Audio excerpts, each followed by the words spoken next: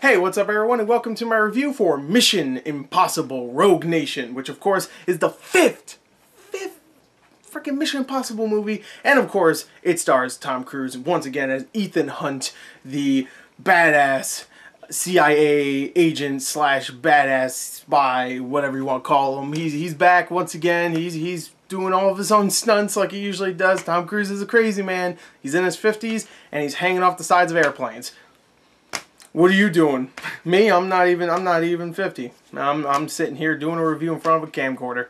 So, let's talk about Mission Impossible Rogue Nation, a movie I was really looking forward to because I thought Ghost Protocol was a really good movie, the best of the Mission Impossible movies. And guess what? I heard this one's even better, so I was really excited. So, what did I think of Mission Impossible Rogue Nation? Let's talk about it. The story for Rogue Nation is a breath of fresh air, because the story here doesn't take itself way too seriously. It's still a very humorous, very fun little spy thriller. It has plenty of moments where it feels like an old, like 60s style, like spy movie, like an old James Bond movie, where like the action is either ridiculous or the gadgets are just like, you know, pretty cool and maybe even realistic in terms of today, but still have that like 60s, 70s vibe where it's just like, oh, that gadget turns glass into dust. Like, whoa, that's cool. And that's what I really love about the story and pretty much everything about this film. So, spoilers there, I already told you that I like this film. But the story here follows Ethan Hunt, of course, part of the Impossible Mission Force, who of course do all the missions that are impossible. That's why it's called Mission Impossible. And they work for the CIA, of course. But in this movie, there's a little thing where one of the heads of the CIA, played by Alec Baldwin, thinks that Ethan Hunt's actually maybe a little crazy because he's going after a thing called the Syndicate, which is pretty much the anti-IMF, where IMF stops all the bad things from happening. The anti-IMF actually causes a lot of the bad stuff. So he's actually going after this thing called the Syndicate, but the CIA, no one thinks it's real. So they just think like Ethan Hunt is just doing all this stuff because he's going insane or something. So there's actually a little bit of like, oh, is Ethan insane or not? But most of that gets cleared up very, very quickly. So the story is Ethan gets disavowed from the CIA and the Impossible Mission Force. The Impossible Mission Force actually gets closed down, and the CIA has to go after Ethan Hunt, while Ethan Hunt goes after the Syndicate because he knows it's real. He wants to go after it. He has to go find the guy that leads it, and there's a woman in the mix that might actually be able to help him on his search. And of course, you have people like Benji, played by Simon Pegg. You got Jeremy Renner. You got Ving Rhames. You got his team to back him up along the way. So there you go. There's the story of Mission Impossible Rogue Nation. Not the best way to explain it, but whatever.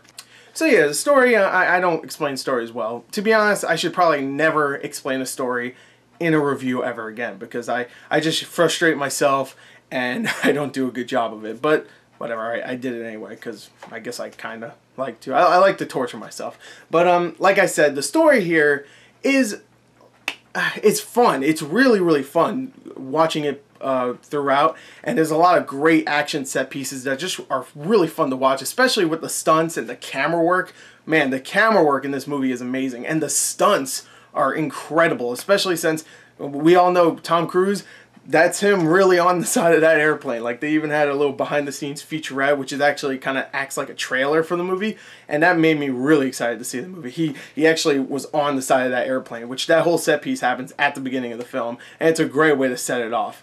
So yeah, the camera work is excellent in this movie. There's a whole sequence later on with motorcycles that already gave me flashbacks of Mission Impossible 2, which is never a good thing because that movie is goofy in a very not fun way. Like, that movie's boring, and when it gets really goofy, it's still boring somehow. I don't know why. I just don't like that movie. But it gave me flashbacks to that, but luckily the motorcycles didn't do kung fu like in Mission Impossible 2. They stayed as regular motorcycles. If you saw Mission Impossible 2, you know what I was talking about. But yeah, in this movie, like, there's a bunch of camera shots of like Ethan on the front of the motorcycle, and it's like really well shot, like him going on the side like this while making a turn, and the camera follows him and stuff. It's really, really cool. Very nice shots when the motorcycles blow up or someone falls off of it. If you've seen the trailer, you're most likely seeing a shot of that. It's really, really very well done, very well shot. The cinematography's great.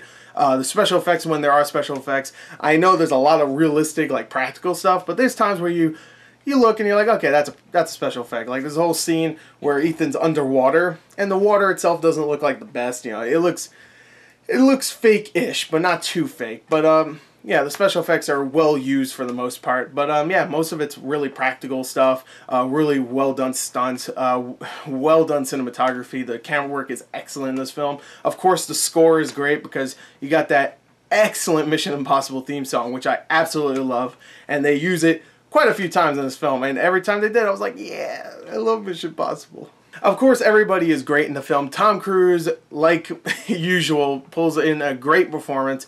But not only that, he is a 52-year-old that can hang off the side of an airplane, drive a motorcycle, breathe underwater for a good long amount of time, and still be realistic about it. Like, this is the thing, where when you watch, like, I don't know, Bruce Willis in A Good Day to Die Hard, you don't ever expect him, you never think he can actually do that. In this movie, watching it, I'm like, Tom Cruise could do all this shit. Like, I'm pretty sure he could. I'm pretty sure he could flip off of cars and jump out of cars and, like, wreck his motorcycle and it would be okay. Like, I'm sure he could do that. Like, that's the good thing about an action star. You always want to feel like, oh, this actor can most likely do this. Well, no, obviously not, but you want to buy it. And you can buy it in this film. The action is great, and Tom Cruise is great in the role of Ethan Hunt once again. You have Simon Pegg, who is hilarious in the movie, very, very likable. He has actually a few dramatic moments that are actually really good, and yeah, you just really like that character. Simon Pegg is great. Rebecca Ferguson is the woman in the movie, the mysterious woman that shows up and saves Ethan in the beginning of the film, which isn't a spoiler, that's shown in the trailer, but she's like mysterious, you don't know who she is, and she's actually really badass, and actually really likable. When I saw her in the trailer, I thought she was going to be more like, kind of cold and maybe stubborn. In this movie, not really. No, she's just likable. She's a likable character, she's interesting, she's badass, and she's actually really good. I want to see her in more stuff. And also, she hot, yeah. Now, my only problem with the movie is Jeremy Renner and Ving Rhames. Not that I have a problem with them in the movie. I thought they were really good. There's a whole section where those two are actually together looking for Ethan and Benji, and I thought that was really funny. Thing is that Ving Rhames has been in these Mission Impossible movies. He's always been behind the scenes and stuff. You know, in the movie behind the scenes. You know, like he does all the hacking and all that stuff. Well, not hacking, but you know what he does if you watch those movies. And Jeremy Renner was in the last movie, and he did a lot of the action, too. This movie, they felt like they were just, like, sidelined. Like, they come in later, but they walk in place and talk about, like, the mission, but they don't really do much. I just wanted to see them do more stuff team-related. I don't know, the team aspect wasn't as strong as it was in the last movie. And for a thing called, you know, Mission Impossible, where it has to be a team that does the impossible, you want to see the whole team do it, not just Tom Cruise and, you know, Simon Pegg sometimes. You don't want to see, you know, Tom Cruise and Shaun of the Dead just do it. You know, you want to see everybody do it. And there's just times where Jeremy Renner and Ving Rhames don't feel like they're really doing much in this film. But for the most part, they still are really good in the film. You also have Alec Baldwin in the film, who isn't in it that much, but he does actually have some really good scenes. Towards the end, there's one really good scene where he's like talking to... You also have Alec Baldwin in the film, who I always like. I do. And here, he's not used as much as he probably should be, but they suggest towards the end that he might be used in more of the Mission Impossible movies. So I guess maybe this was kind of an introduction. Kind of like how Ray Fiennes was an introduction to being Q in the Skyfall movie. Like in the new movie, he's Q now. So maybe it was like that. So hopefully in the next movie, they actually make it like it's a continuation of the story or something like that. Because that's one problem I have with the Mission Impossible movies. I never feel like these characters or stories really... not progress, but like, you know, nothing from Ghost Protocol is referenced here. Like Paula Patton from that movie, who was part of the Impossible Mission Force, isn't even referenced here, which is really annoying because I thought she was really good in that film. But I guess they, you know, substituted one woman for another one, and they got a badass one. So I guess that's all right. I don't know. It seems a little weird, but yeah, Alec Baldwin's good, and the action's great. I don't really have many problems besides the team aspect isn't as used as much. There's a lot of great action in the film. It never gets boring. It's very interesting. The dialogue is well written. The direction by Christopher McQuarrie is great. Yeah, Brad Bird screwed up doing Tomorrowland. He should have just did this movie because this is much better than Tomorrowland. Because he did Ghost Protocol, if you don't understand. If I had any other complaint, maybe the villain was kind of weak, played by Sean Harris. I like that guy. He's a good actor. He actually did a pretty good job here being like villainous, but he doesn't really do much besides like talk.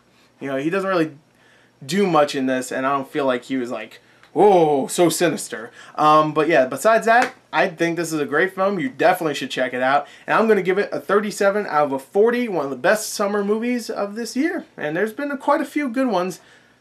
There's been quite a few bad ones too, and I'll get to that in a minute. Well, not in a minute, you know, next video. But yeah, there you go. That's my review for Mission Impossible Rogue Nation. I hope you enjoyed it. Thank you, and until next time, goodbye.